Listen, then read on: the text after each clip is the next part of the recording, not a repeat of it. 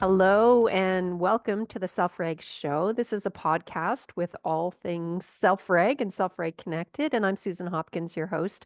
Super happy to be here with you today and introducing many of you.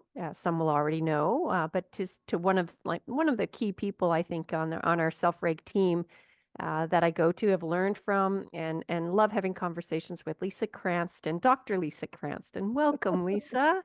Thank you Thank for you. joining me. I'm Yeah. very excited to be here. Yeah, and we're going to have a conversation today. So please join in. The conversation is going to go a little bit towards the idea thinking about retirement. So we're just going to have a conversation about retirement, but we're really talking about those big life transitions of all kinds. And you just told me off air, we'll let this come out as we go, about another life transition coming in your life very soon. So, even if you're like, okay, retirement's like a long time away from me, still, this is going to be an interesting podcast for whatever transition you're facing or looking forward to, or maybe trying to make sense of looking back. So join us, Lisa. Sorry, I just sort of teased that there's a couple of transitions, a big one that has just happened in your life, and another one coming. Can you tell everyone just a little bit about you, your story, and Sure. So I'm a retired educator. I taught kindergarten for many years and then primary, was an instructional coach, and finished my career as the kindergarten and primary consultant for our local school board, supporting educators and administrators and childcare staff at 56 elementary schools in our district. So I retired in 2016. And some really good advice that I got from a former coworker was that you shouldn't just retire from something, you should retire to something. So when I was about to make that transition to retirement, the year before I retired, I started my doctorate, which was something I had always wanted to do. And that's what kind of led me into the whole self-reg piece, because it didn't start out that way, but my doctorate really ended up looking at self-reg. So that kind of supported me through that transition. Now, I'm not saying that everyone should start their doctorate when they retire. My path to retirement was very, very different than most people's. But yeah, so it was that. And then now our big next transition coming up is our first grandbaby. Our first, it's going to be a grandson, and that's going to be this summer. So yeah, we're really looking forward to that. That's going to be a very exciting transition for us, and certainly an exciting transition for my daughter and her husband as well. Yeah, those are big ones. They Mm-hmm. really are. And you're coming to us today from Florida. So I'm in Peterborough, Ontario, and it's much warmer where you are. It's pretty It is. snowy here. It's been a little cool in January, but like, oh, I had to wear a hoodie with my shorts today. It's really hard to complain. Yeah. Hey, so I want to ask you a couple of questions. So I'm 55, and it's not, I've gotten out of sort of the education system, although I'm still in education, but it's been 10 years with the MEHRIT Centre, or almost 10. Um, but I definitely, you begin thinking about retirement and all the what ifs and the possibilities and all those sorts of things, although I'm not planning on stopping what I'm doing anytime soon. But I'm just wondering, from your perspective, if you think back to the years when you were still in education and getting ready for retirement, um, walk me through those last couple of years. Like it has changed, because if I'm not mistaken, you did this just before COVID hit. Is that right? Yes, I was fortunate in that I retired. I retired in 2016. So part of my thinking around it was, in Ontario, we have your 85 factor. So in your years of vested service and your age, and it all adds up to 85. And it was like, yeah, I could go. And technically I wasn't able to go until Christmas. And one of my former colleagues was like, you can go on the website and do all the math and figure out how big a difference Yeah. would it be going in June versus December, because um, we were anticipating the Ontario government was going to be releasing the kindergarten curriculum guide, and it's like, that's a good time to go. Like, I don't really want to be there in September and launch a new program document and then leave at Christmas. And it's funny because I was 54 at the time. Um, and I remember my mother saying to me previously, because I had said I can retire when I'm 54. I don't know if I will, but I can. And she was like, well, you won't retire then, will you? Because the idea of retiring at that age was just Yeah. like so strange. And I thought, why not? Yeah. If I had that opportunity, it was just such a natural time to go. So I had been thinking about it for a long time. And I think that made the transition somewhat easier in that it was a choice that I had made. I had a colleague at the same time who had some medical issues and had been off work, and we had, been going to visit and support her and do things. And it basically came down to her doctor telling her, you shouldn't go back to work.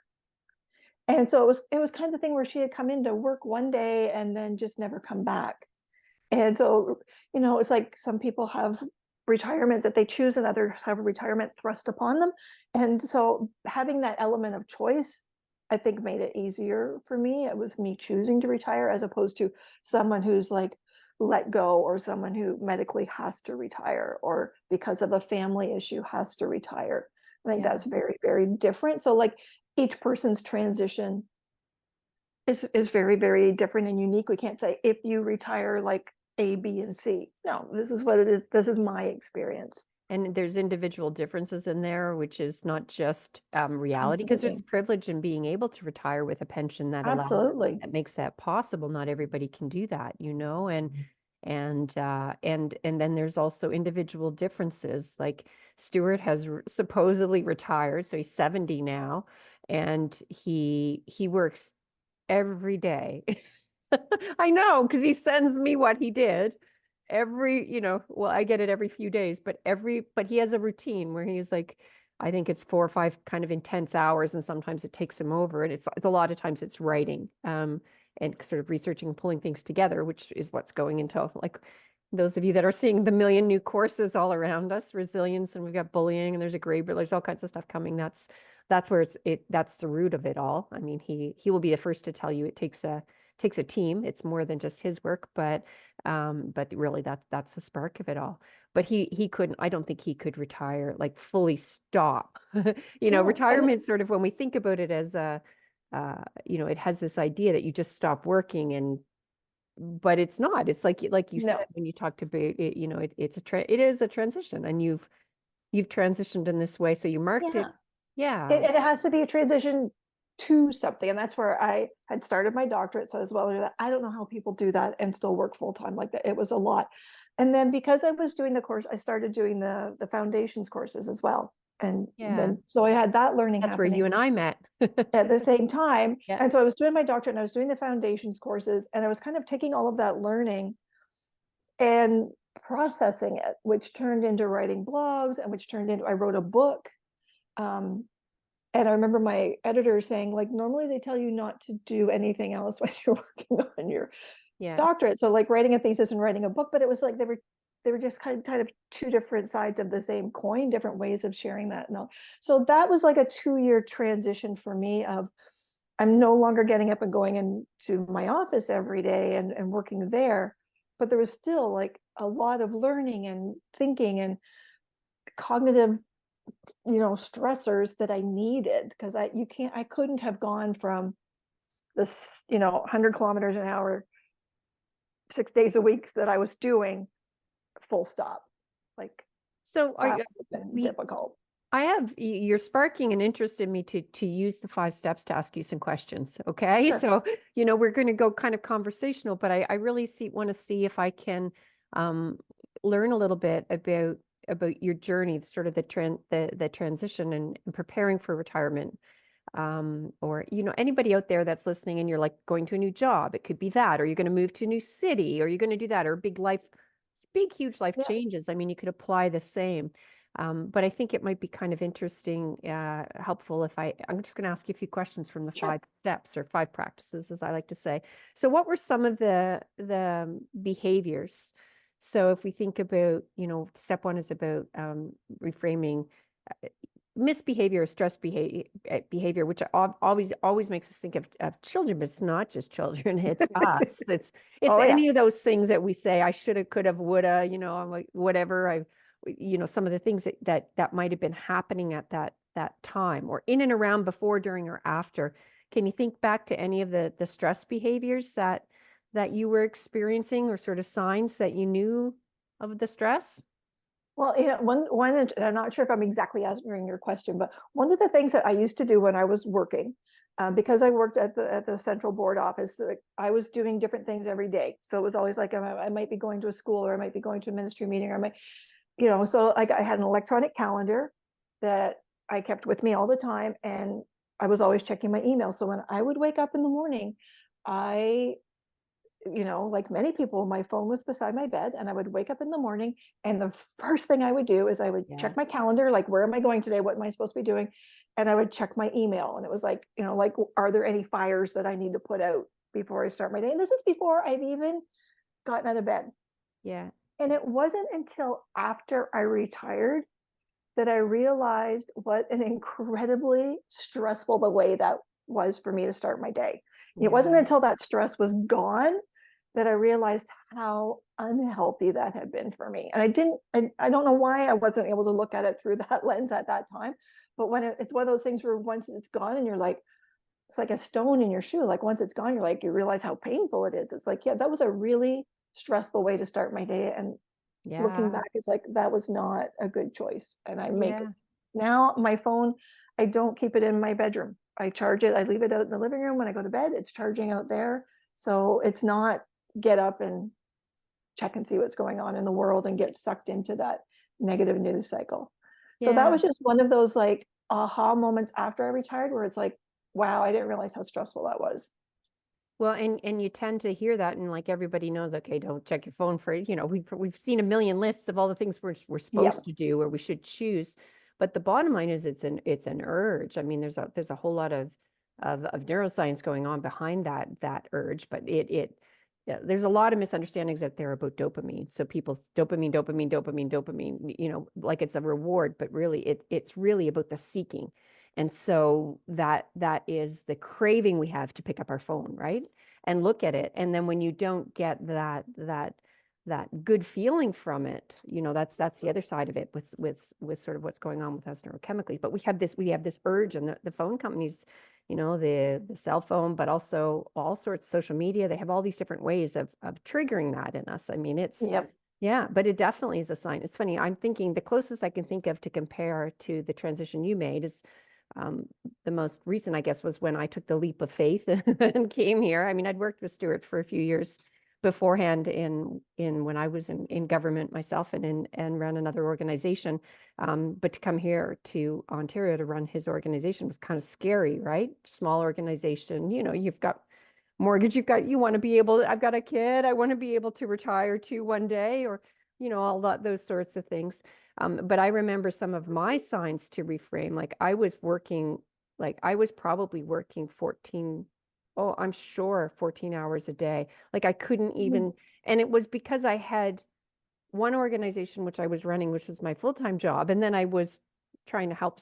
Uh, TMC had it needed structure, it needed a lot of things. Everything was sort of on Stuart, and I was really trying to do everything I could to help. And so it was just like this frenzy. When I think back and remember it, I'm like manic, in it's sort of the sense of things. But the things that go with that, like it felt like a very high energy, but at what cost, right? I remember I think eating we've gotten junk. I better at, remember I yeah. remember wine every day. Yeah. Well, You and I know? think I've gotten much better with having learned about self-reg, of being able to be aware of my body and be aware of those signals from my body and know Yeah. when I'm getting stressed out. Whereas before it was just like push on through, Yeah. just keep going. And when I'm doing presentations, I share the story when my kids were younger. And, I was teaching full time and I had two young kids, and I was in a very, my marriage was not going well. So there's a lot of stressors at home with that. And I remember going to my doctor because I was having like, I don't know, we didn't know if it was hiatal hernia or maybe an ulcer. And he was sending me for all these tests. He's like, is it possible, Lisa? Could it be stress? And I Yeah. said to him, 100% believing this, no. Oh no, I don't think so. I know. I don't think so. And then when July came and I wasn't teaching anymore, and so a lot of those stressors were gone, all of my symptoms started to like Yeah. alleviate on their Yeah. own. And it was like, huh, yeah, maybe there is something to that. So I think I've gotten much better with being able to recognize those signs of stress and stop myself and be like, okay, wait, like I can't, we've talked about this. I can't eliminate all the stress from my life.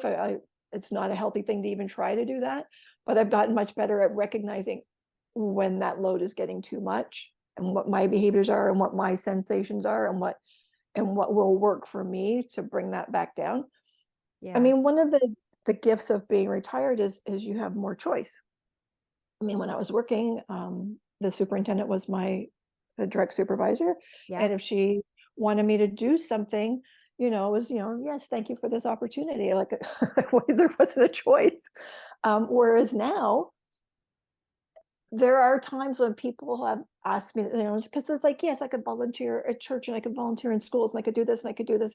And it's like, I choose wisely. Yeah. When we used to do the new teacher in service, and I would say, like, look, you can coach every team and you can be on every committee, but it's like going a buffet. You put it all in your plate, you're going to make yourself sick. And it's the same with retirement. It's that same sort of buffet where there's like you can be going and doing all kinds of things, but you're just going to, for me, that's just going to create a different stress now. So I've been very purposeful in that. I had one teacher that I knew, she and I were very much on the same page when it came to pedagogy. And I used to go to her class once a week and volunteer. I made it a point, like my mother passed away before I retired. So I absolutely would go see my dad at least once, sometimes twice a week. That's a priority. Like I could set my own priorities. And when opportunities came up, there were some times where I'd say, thank you so much for thinking of me, but no, thank you. That's So, just not what I want to do. so before I ask you some next questions, which I'm going to ask you about some of the stressors that you reduced, what would you say? Because the one thing I'm always aware of is when people hear a conversation like this, which they would find interesting. Um, but for me, I might have said some of these things before 2 decades ago too. I've always been on, trying to stay healthy and, like I've always been trying. And yet there was a real lens shift changed for me when I began learning with Stuart Shanker. I mean, that just it really shifted. Instead of these ideas of this, what we call blue brain, this ideas of us sort of head knowledge of what you should do, right? It's not that those keep popping up. That's sort of the self-control mindset about all the right things we should do. And then when we have other people that you're trying and you look and you're just like, you feel defeated, because that's not really what this is about. We look at I mean, we really flip that on its head and really look at what's beneath the behaviors, like really begin to look at those. So what would you say to people that say, okay, well, that's nice. I know this nice list and Lisa can do that. And Lisa's so resilient and Lisa's so, but that's, Mhm. or they're going to make their like New Year's resolution and I'm going to do this and do all those nice things, say no when I'm supposed to. Like what's different for you now than it might have been at another time? Or how can you frame that to help people understand how the process is actually a little different than just a whole bunch of things that you're supposed to do? Yeah, and I think for me, part of it, is getting older. I'm Yeah. 62 now, which is a big number. And so for me, it's about my health. Yeah. That's my focus. It's not about like I'm going to weigh this amount or I'm going to like eat this amount of protein or I'm going to do this. It's about I want to be a healthy person. I'm going to be a grandma. I want to be a healthy grandma. I want to be a healthy, active grandma. And so the choices I'm making, are these going to get me to that goal? That's my goal. I want to be healthy. I want to be a strong, healthy, active person. I want to be a strong, healthy, active grandma. Previously, when I was working full time and I didn't have this knowledge, and it was just about getting through the day, and I just want to get through this day, and it was a lot of wine and a lot of chips and a lot of like when I looked like I was not making choices based on this is Yeah. going to be a healthy choice. This is going to I thought it was making me feel better, but when, now I can look at it through that self-reg lens and realize all of the things that was actually adding stress and not reducing stress. Like, yeah, I made all those terrible choices. They didn't help me. So I've kind of learned, I try to learn things the hard way instead of doing it the easy way, reading about it. But yeah, there was just, that's my goal. And so and I don't do it all the time. There's lots of times where I'm, not necessarily, it's not like, oh, Lisa does everything perfectly. And there have been times where, well, I have two kids. they're not kids, they're adults now, but regardless, like, and they'll call me on it. So for example, my daughter, when she was in high school, I would come home for lunch sometimes and we would watch the end of, what's that show with Bob Barker? The Price is Right. We would watch the end of The Price is Right. Well, they have a Price is Right traveling show, and it came to Casino Windsor, which is near where we live. So the two of us got tickets to go see the Price is Right live show. Yeah. So we're at the casino, and you had to go upstairs and get, like, you got your little price tag that looks like your name tag and everything. And then we wanted to go down to get the buffet, but we had to go get back up, and we had to be, and it was like, I was starting to spiral, right? Like, it's like, we have to be here, but we have to go there. And I was starting to get wound up. And Madison looked at me, she's like, Mom, you're supposed to know all about self-reg. Yeah. She's like, you're not very calm right now. Yeah. Yeah, they So, know. like, yeah, I mean, it's like, I'm trying to make choices based on what I know, and Yeah. I'm trying to make thoughtful, purposeful choices, but there are still times when it's all too Yeah. much, right? And it's like, I'm able to stop sometimes and have those, like, why this craving and why now?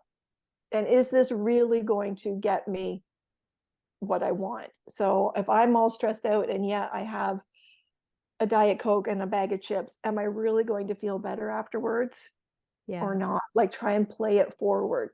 But it's still a work in progress, and it will always be a work in progress right up until the very last breath, I'm sure. Because there For are still me, days when it's like, it's like, I know that it would be much better to go for a walk, but I really want the bag of chips.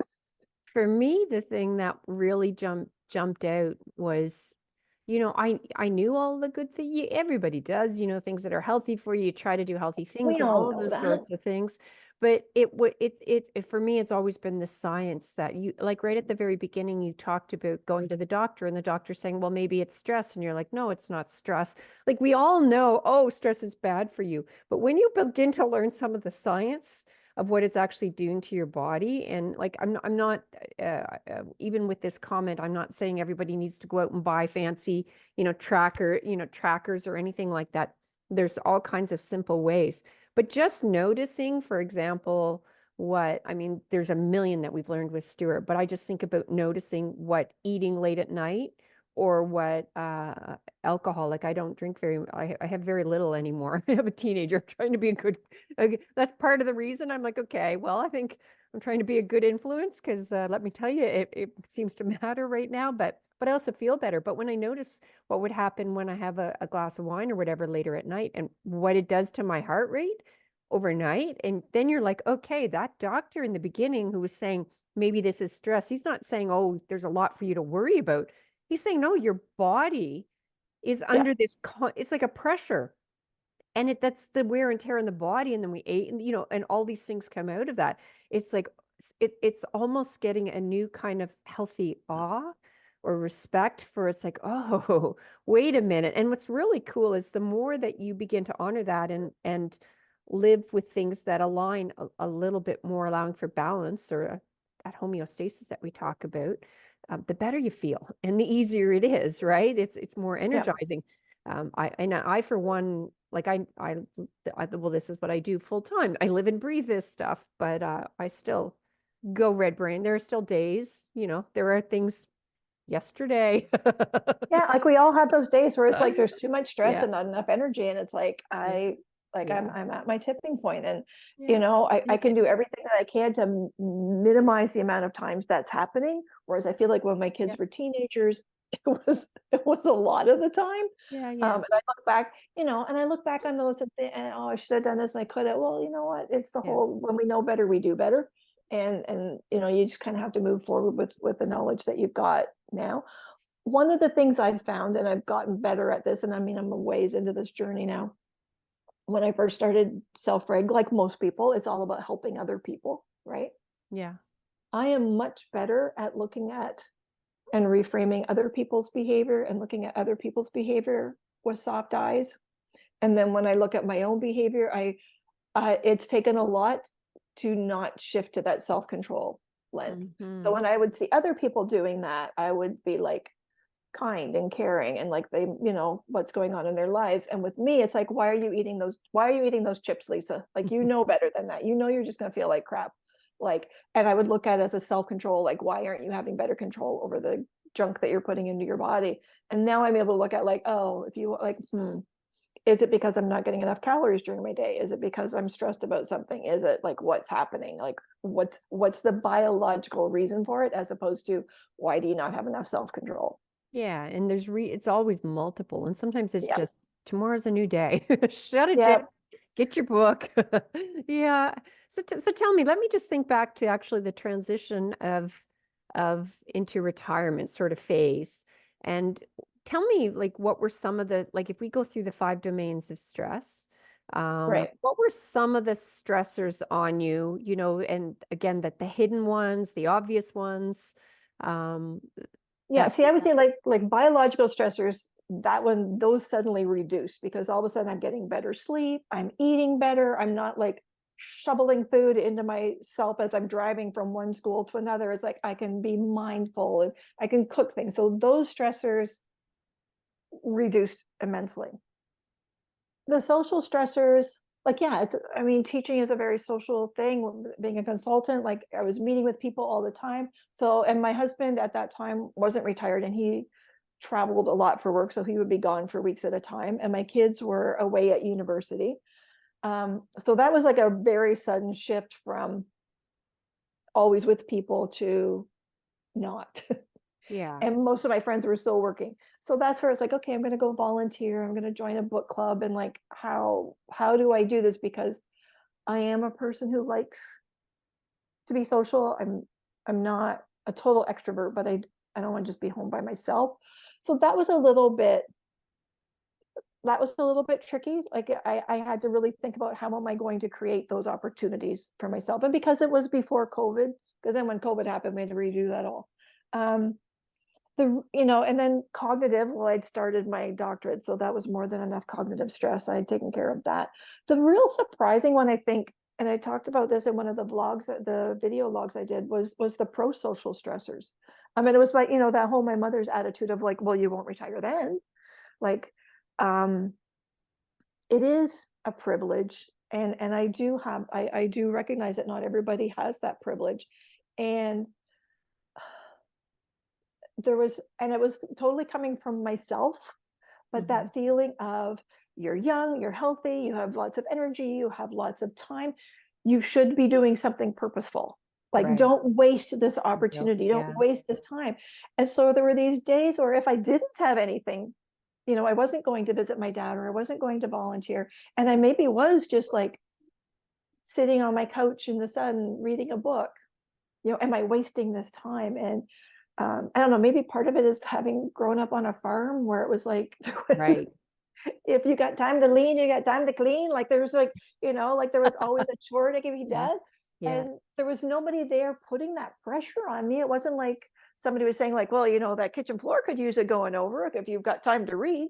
Yeah. It was totally self-inflicted, but Yeah. that was a big surprise to me. I was just a really sort of strange, uncomfortable feeling that I just kind of had to take time to get used to and kind of decide like, okay, how busy do I have to be in order to feel good about this? How, like, where are these feelings coming from? And yeah, that one was kind of strange. It reminds me, I'm not sure it's sort of the same brain body mechanisms, but it actually might be. And Stuart always talks about how most of us don't know what it's like to be calm. And people hear calm and think you mean like calm down. No, we need physiological calm, right? It's Mhm. that homeostasis. You're not hyper or hypo aroused. It's that sort of in between state, but across all kinds of systems. So, but we're not very good at just being. So getting the parasympathetic system going, the calming. You often hear lots of young people, everybody will know oh, I'm so bored, right? And the fact that they study boredom actually a stress response. It's a little bit of discomfort that happens, but it's happening. It's a physiological thing. It's not just in your mind. It's a sensation that they're feeling. So when we're go all the time, which is also I mean, many of us, right? Which it definitely sounds like it's you as well, Lisa. And then all Oh of a yeah. sudden you have a chance to kind of go, okay, catch my breath, but then there's this discomfort, right? So we're almost like Yep. addicted for those of you that don't know Thayer Matrix, we'll include a link here and you can learn about it, but it's like we're addicted to being in that upper quadrant, always on the go, always high energy, always high tension and not enough restoration, right? And you talked about pushing through in the beginning. So a little bit of that and just getting used to being okay. This is a part of being human and it's okay. And I'm not being, any of those labels you might put on yourself, right? Lazy or contributing or whatever. And then, Mhm. yeah, did you find that it led to better? I'll ask you just to respond to that if there's anything that kind of jumps out to you. But also, I'm curious, did it lead to more? I feel weird saying the word productivity because it's not the right word to say, but on the moments when you were active and engaged, did that feel better? Because you go to being more kind of in the moment, I think, and it's more, Yeah, because it's not like I'm doing that and trying to do 5 other things at the same time and feeling pulled in different directions. And a lot of times, like I said before, the things that I'm doing are things that I've chosen to do. yeah, I'm not doing this because I have to do it for work. Um, and I could also do them like when I would go and visit my dad, I'm not going and visiting him and thinking like, oh my gosh, I've got like a million yeah, other yeah, things I need to be doing.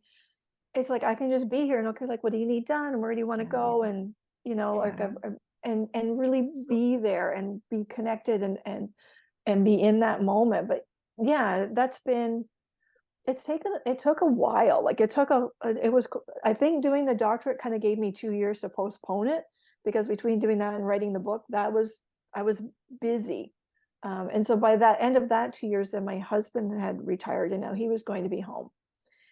And that was another transition because he would yeah, travel for like 4 or 5 weeks at a time. yeah, He would be home for a weekend, sleep for most of it, and then off he would go again, maybe be yeah. home for a week. So all of a sudden he's now home. And I was like, oh, you're still here. Huh. Yeah, And by then I had kind of like got my routine set of like, I go to the gym and I do this and I do that. And it's like, you need to figure out what your routines are. Cause now he was yeah, kind of going through that yeah. transition as well. So yeah, it's just a nice chance to be like, okay, what is it that I want to do instead of what do I have to do? And how, and part of it is that service of like, how can I help others? Um, What but were part of some it's of also the just being like, no, thank you. I don't want to do that. So we've reframed some behaviors, which lots of different examples, and Yeah. we've looked at a bunch of stressors I think we touched on most, or if not all of the domains. What were some of the strategies and the things that you did to lighten your stress load? So you talked about doing a bit of volunteering and that sort of thing, going to the gym. What else did you do? Um, a lot of it was focusing on healthy eating. Yeah, Um, which when I was working full time and I had, single mom with 2 teenagers and yeah, like a lot of times it was like, they would go with their friends on Friday night and it's like, I'm going to walk down the street to the convenience store and I'm going to get a bag of chips that should be for a whole family that's going yeah, to be yeah, just for me. And that was like, I wasn't necessarily choosing the healthiest strategies for reducing stress. yeah, And it certainly wasn't restoring any energy. So during this time was also when I was learning more about self-reg. So it was like really starting to stop and take that pause to be like, okay, like why this craving and why now? yeah, Um, and I think I mean, I'm not a super health nut. I still eat some junk food. During COVID, when we were all stuck at home and we'd kind of get into we're going to have a glass of wine at night. Oh, we're going to have a glass of wine at night. And I finally realized this has become a bad habit. hmm, And so 2.5 years ago, it was in October, we did a online challenge through my local gym. We're going to do sober October, no alcohol for a whole month. And the first 2 weeks, I thought I had really started to use that as a hmm, crutch. And after a month, it was like, my health is so much better now. I'm sleeping Yeah. better. And a friend of mine was like, well, are you going to, have a glass of wine now that you're done? I'm like, yeah, I don't think so. And it's not because, oh, it's bad. It's just, I know I sleep so much Yeah. better. My hot flashes are gone. Like all those menopause things that I was dealing with, gone. Yeah. That's what I So I've found too. started making Yeah. choices like based on, is this a healthy thing for me? And that's been huge for like restoring my energy because I'm putting healthy things into my body, and that does give me more energy. Like that's made a big difference. If if I was eating a lot of junk food and a lot of fast food and then having a glass of wine every night, that's Yeah. not really helping my energy level. Have you, I have recently, I know they call it X, but Twitter, I have, I mean, I've stopped being active there. We actually, as of today or yesterday, we are closing down the TMC Twitter. Stuart left over a year ago. I mean, there's the reasons for it are ethical, in a Yeah. large part, but it's hard because there's such a great community there, you know. But it was one of, so I've done the same as you with wine. Right now I might have a glass of wine a week. Sometimes I'll go weeks without it. So, and I did the same thing. I stopped for a different reason. I was worried about a teenager, and I'm just like, oh my God. And I got everything out of the house, and that, it made it easier in a weird way, but I was really surprised at how much better I felt as a result. Yeah. And I was more in the habit of like, like it was never like what it was decades ago, but it was a daily, especially over COVID, you get in the, so I was really surprised at how much better I felt. But another one for me has been the doom scrolling and Twitter in particular for the news. And it's not even Yep. my country's news. Well, No, it no, is. and And I I've don't took use it off Twitter anymore. I Yeah. took it off my phone. And that I thought it was going to be hard. I just did it over Christmas and took it like, and I have other ones. I have to check social media a bit for my work, and I stay in contact with a few people that way, but it was that one in particular I knew was really gobbling for me. Um and it was hard for 2 days. I couldn't believe the number of urges I had to look at my phone, but it was over the holidays. And but then it was actually fairly easy. Like I can still go on and look at it on my computer, but I don't. And so that was actually another break free one for me, right? I've recently started delaying my coffee first thing in the morning, which I said this to Stuart yesterday. And he's like, "Oh, I've been doing that for 20 years." I'm like, "You didn't mention this." He said, "No, I don't have the coffee until a couple hours after I get up." And I just read about something about, well, it was better to start the day with, I have hot lemon. And I actually, it's not as good as starting with coffee, but it's pretty darn close. It's the warm drink that I really like. Yeah. And that's making me feel better too, but it's always a work in progress. What else have you done? So you have, you work in Well, food. What and it's else have funny you because you tried? were talking about social media. So yeah, I kind of got off Twitter because it was just like, this is just, again, it's adding stress. It's not adding anything positive to my life. So I'm okay with that. And then I do use Instagram. That's where my kids are. I have two Instagram accounts. So one's like my personal account and then I have one that I use. Last year I broke my wrist. And so I was like going to physio and I really wanted to get it. So I was like really focused on like rehabilitating and I wanted to kind of document that. But I thought, nah, my kids and their friends, like they don't really give, Yeah. Yeah. they don't want to follow that.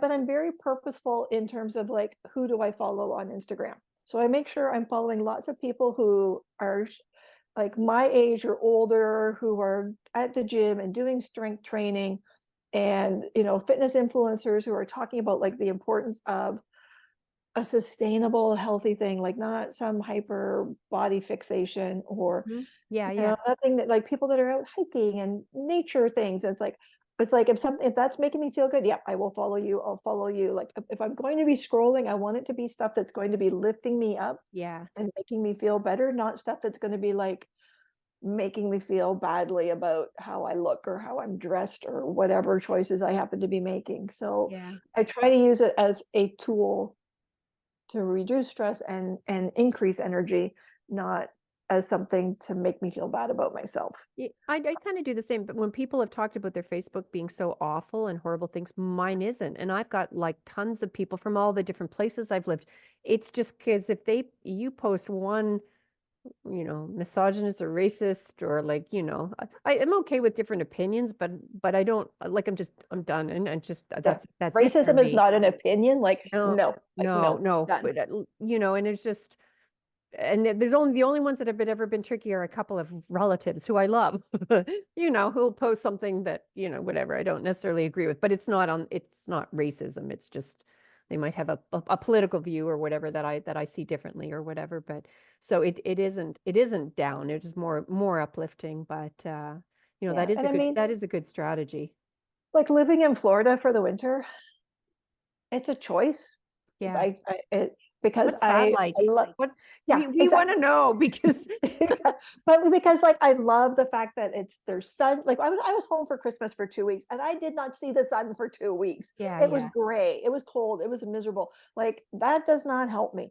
I know that like every morning I go out, there's a group of ladies, we all play pickleball. So it's like physical exercise, but it's also social and we all connect. And so I'm out in the fresh air and I'm getting exercise and and that is so important for me.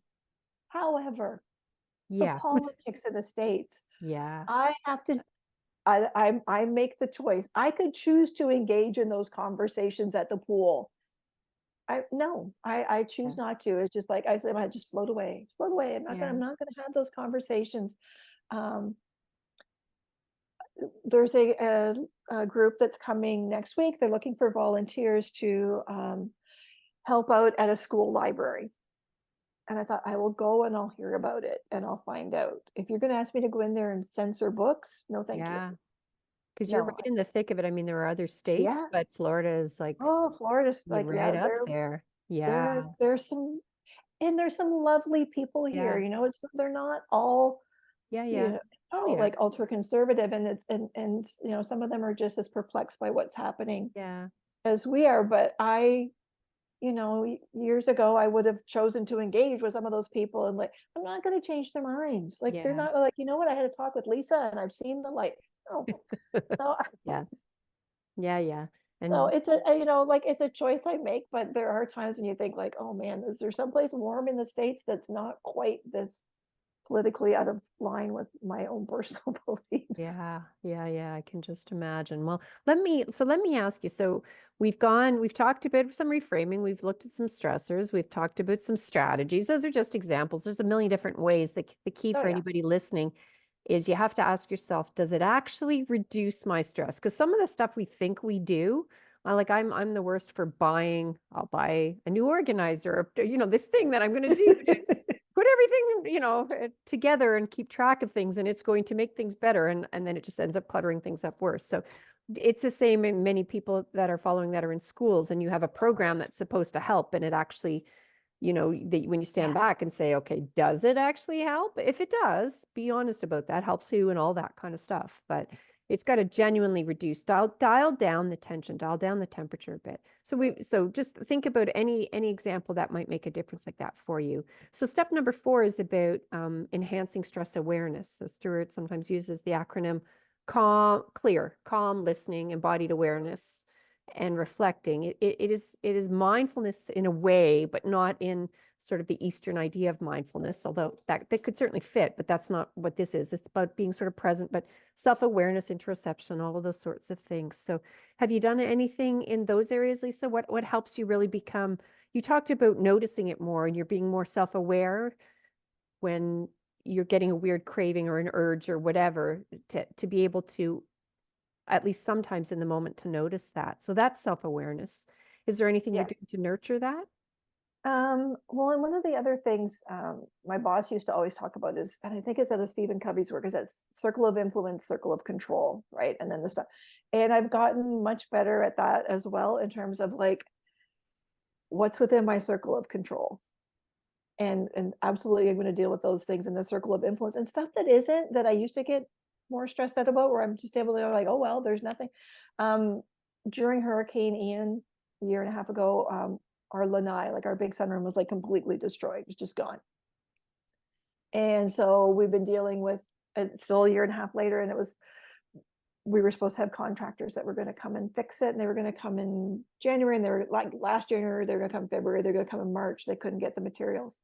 There's nothing I can do about that. Mm-hmm. And if they can't get the materials, they can't get the materials. There's, and sometimes my husband would start to get stressed out and I'd be like, you got to let it go. Like, just, there's nothing, we have no control over this. Absolutely none. And so, they were going to come in December and that didn't work out. And they're going to come in January. And I thought, in years past, I would have gotten so stressed about that. I Mm-hmm. would have been like, we need to call them. We need to do this. Like, no, when they get the materials, they'll be here and they'll build it. And they did. So They will, you, but it's literally for me a choice to let go of that past behavior of somehow thinking that I need to control things that yeah. that I can't control. My kids would agree with that. There are times when I would try to control other people's behavior. And it's like, you can't. You can only control yourself and you can control your reactions, but I gotta let that other stuff go. Are there tools and strategies you use to like to reflect on and stay aware of your own stress states? Um, Because to make those choices, you also have to be in a balanced enough state to think, yeah. And I right? mean, There, so, and and we're a not lot of always times, there. Yeah. yeah. And I think a lot of it has been that getting in touch with those feelings of like, I can feel that physical sense of, I can feel my stress in my stomach starting. Like I can feel that tension of like, oh my God, they said they were going to be here this week and I can't believe they're like, eh. It's like, wait, as soon as I start feeling like the shoulders and the stomach, and it's like, stop, like stop. And it doesn't always work. Sometimes I Yeah. just Yeah. continue Yeah. to escalate, but I've gotten better at like, okay, I gotta let this, I gotta, and I know with, a new grandbaby coming, there are going to be lots of other opportunities Yeah. to Yeah. be like, what, not my choices. And I don't get Yeah. to make Yeah. these decisions. And so hopefully I'll be able to do that. The big one that I use is the Thayer matrix, and Oh, I love it. Yeah. it's a Yeah. energy tension matrix. And it's really, I don't always recognize when I'm in the states in the moment. It's more afterwards, but as you go on and you learn more of this, that becomes almost seamless. So even when you have a moment when maybe you felt your blood pressure going up or whatever, right? So I was on my way to yoga today, and I had left enough time to get to yoga, but not any extra. And I got behind not one, but two of the slowest drivers ever. We missed every single light. It's only like a 10-minute drive from my house, and it took me 20 to get there. And I was like running in 1 minute to spare. And like I felt myself, Yep. and which is totally illogical, but it's, I really recognize that it shoots my stress state up really, really fast, right? That, what you're talking about is that sort of it's a limbic arousal thing that gets me really going or whatever on another day. So that can help me in the moment, but on a day when I'm already completely exhausted, I could stay stuck there. And like today, I Yeah. just knew it was almost afterwards. I got there on time, and I'm like, oh, almost funny. So I don't even have to really reflect on what happened. I knew that I knew what happened, sort of there's pro-social stress and there's emotion stressors. And, I'm cognitive. I'm trying to watch the time. And, like I'm feeling myself tense as I'm driving because I don't think I'm going to miss yoga. I make yoga and I love yoga. Yoga is really important for me. But the Thayer is really neat because like when I get in a funk, I've lately the main area where it happens to me now is as a parent of a teenager that can be frustrating and Yeah. and I don't look back on worrisome those and years fondly. It was just like, we made it through. yeah, Yay. yeah. And I have had moments that are kind of, I was a bit of a I was a wild teenager. So there's things that I remember that worry me, but there's also like there's some genuine things for me to worry about. But I'm not getting any Mommy of the Year awards No. with some of my parenting. And how does that happen for somebody that's done all this learning and all that? Because it just triggers, it triggers me up so quickly. And that I really noticed that at the holidays, what I was doing, that's when I stopped Twitter, was I'm like, okay, so my holidays were trying to enjoy a nice Christmas and family and all that kind of stuff. But I'm like, I gotta get a few things under balance because I was feeling myself down in we'll attach there, but down in that sort of high tension, you know, my energy was high, but it was like on the cusp of bottoming out. I'm like, and there's no way to push yourself through that. You need to stop and restore. And if I didn't have Thayer to have me saying, okay, I am always on the high tension side, of things. it's sort of a good touch point. It's like, okay, what am I going to add? And this is where I'm going to ask you next, which is the last step of self-reg. So what am I going to add into my life that is genuinely restorative for me? What am I going to stop doing? What am I going to do? What do I love to get back to? What can I do a little bit of over the holidays just to get a little more restoration? Because that's really what step 5 of self-reg is about. It's the genuine, not just the mitigating stress, and even me going to yoga is mitigating stress, but it's like the genuine things that we're doing it's parasympathetic to feel a little bit better, to restore. And they matter, like honestly, they matter so much. That's really where the magic is when we're getting into that. So I have a dog. I don't know if you can hear her. She's having an absolute, can you hear her? She's losing her mind. Like, I'm outside. She can't believe she's really off today. She had a really rough visit to the vet yesterday. She's usually really good. And then I put her outside. And so I am, for all of you thinking about stressors, whether you can hear me or see or just see me, but I'm trying to focus on Lisa, but I'm hearing this dog and I'm not getting up for her. She'll be fine. We're almost done. She will be fine. So what are some of the things that you do or added to your life, or what are some of the ways that you do that genuine restoration where we Yeah, get that's into really that? interesting because when you're talking about Thayer, like absolutely, and it's something that I kind of do even without thinking. So when I know that I'm going to have, because now it's like I kind of have a pretty calm life, knock wood, for someone, Yeah, knock wood. It's fairly, but if I know that something stressful is coming up, if I can see that on the horizon. So like, for example, when my father was hospitalized, and that was sudden, but it's like, okay, my dad was in the hospital and it was all of a sudden, and then they were moving him to hospice, and it was just like everything was going crazy. I have these certain things that I know are restorative for me. So for me, it's exercise, Yeah, whatever way, shape, or form, like going to the gym, that is huge. So if all of a sudden there's a sudden stressor, like when my dad was hospitalized or whatever is going on, I need to jettison other stuff and let it go. But those are like things like going to the gym or getting some form of exercise. That's a must, because I yeah, know that's so restorative for me.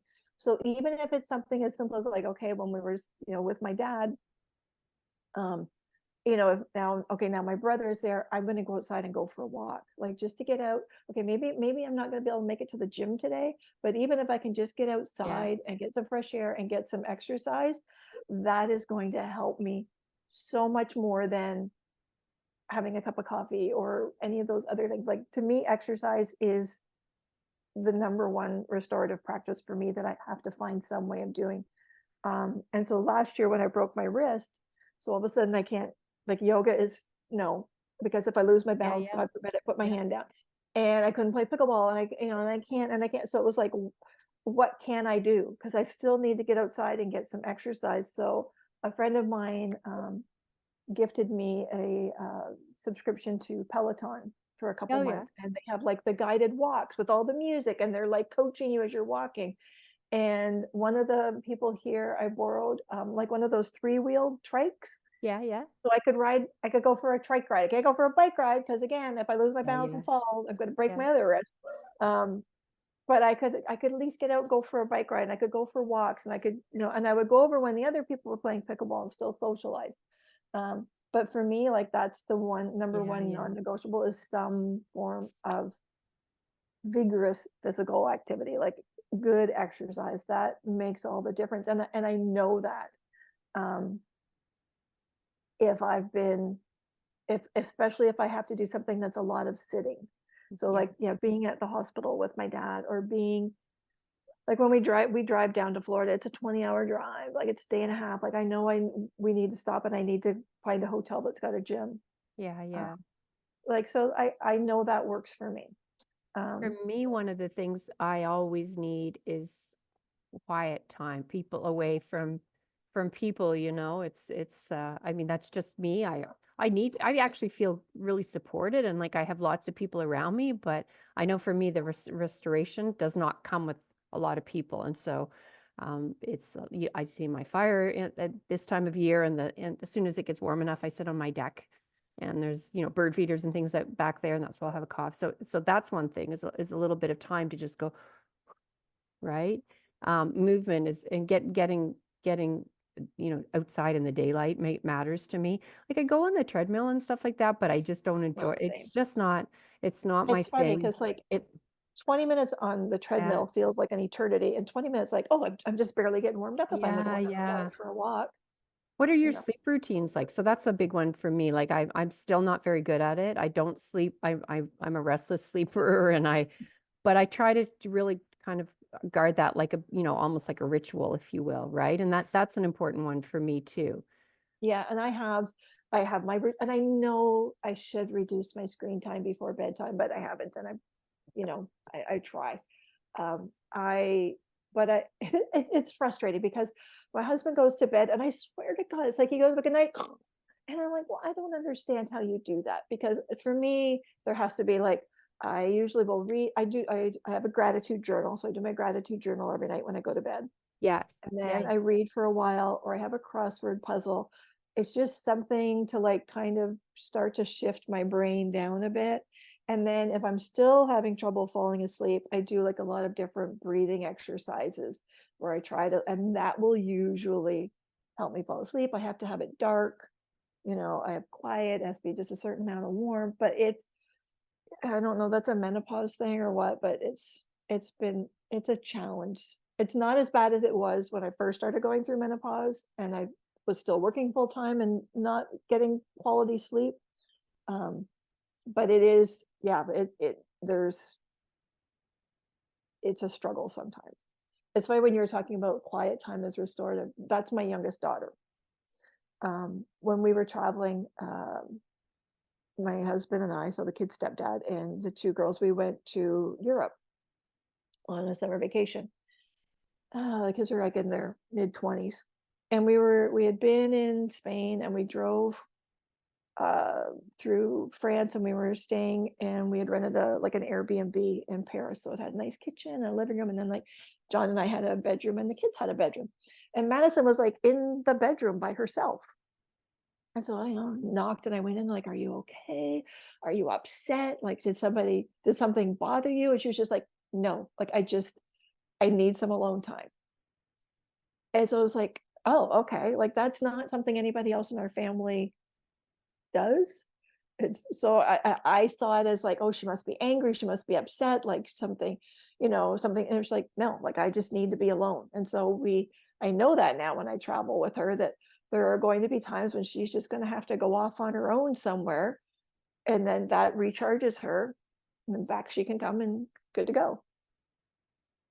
I don't know, for those of you watching the video, I don't know if you've realized or not, but someone's just come in the house and my dog is going crazy behind me. So, but I mean, that's just really interesting during a podcast. It's just what Like, happens, right? That's real that life. happens. And so I muted it so you didn't hear half of it, but that's okay because we're just coming to an end, and that's a good way to wrap us up. Lisa, what would you like to share? Do you have any final words that you'd like to share um, um, with the listeners? when I was a kindergarten teacher, we always talked about how difficult transitions were for kids, and we tried to like eliminate as many as possible and have them be as seamless as possible.